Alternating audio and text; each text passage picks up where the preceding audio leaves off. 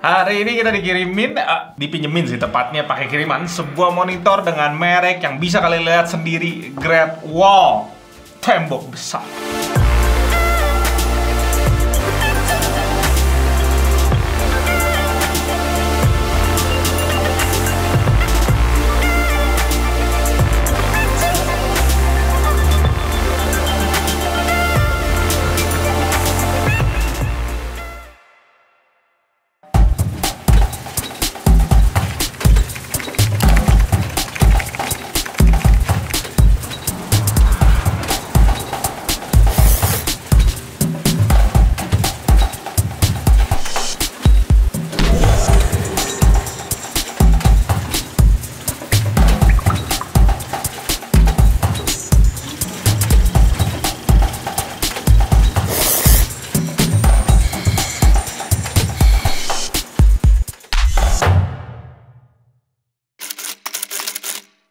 Selamat datang di GTA di channel paling canggih di 2021.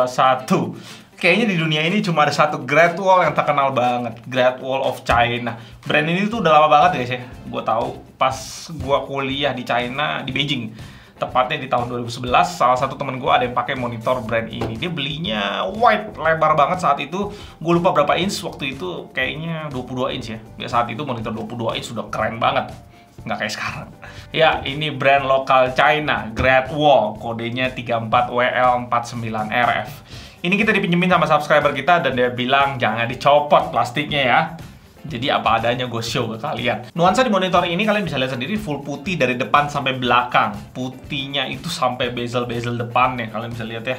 Kalau gue inget dulu LG, kalau nggak salah gue review, bezelnya itu masih silver. Tapi walaupun bodinya tipis, kaki dan standnya itu full metal, tebel juga dan warna silver yang cakep. Ini harus tebel dan kokoh sih, karena monitor 35 inch berat pastinya.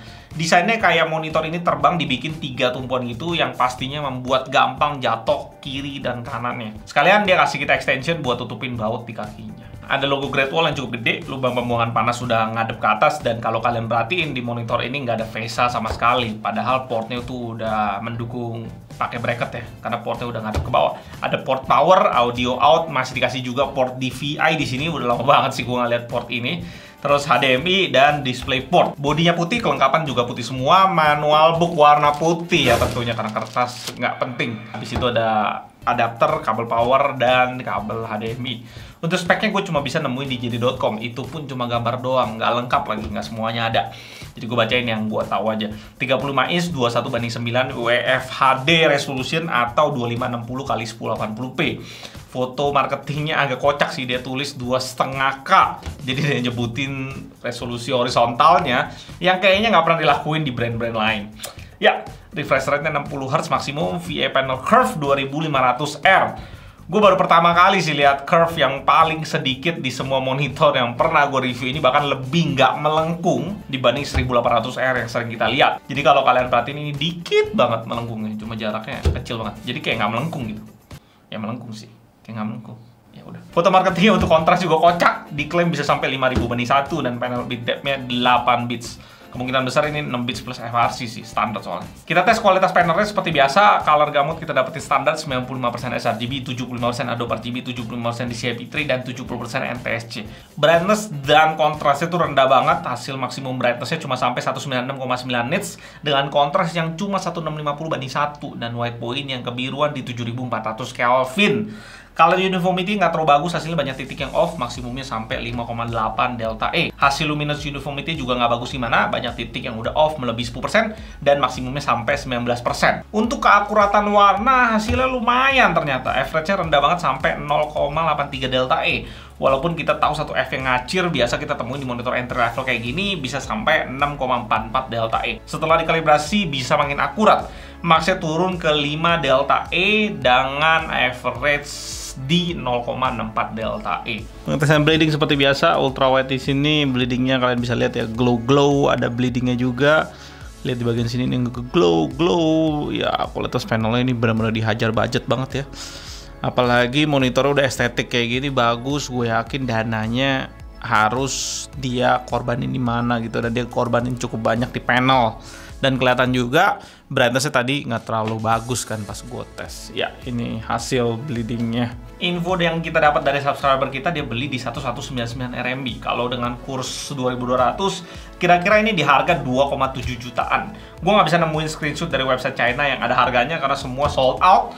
Entah itu di sunning.com atau JD.com juga nggak ada. Nggak di-show harganya dan kayaknya udah discontinue juga dari Great Wall. Untuk di Indonesia di segmen ini cuma ada LG 34 WL500 di harga yang super mahal, 4,8 juta. Nggak jelas banget sih itu LG di harga 4,8 juta cuma dapat 1080 WFHD ultrawide 75Hz IPS. Udah mepet sama Xiaomi 34 inch yang nggak resmi. Seperti gue sering bilang di video gue, Xiaomi bukan hanya perang dan bikin ketar-ketir brand internasional, tapi brand lokal juga berat lawan Xiaomi.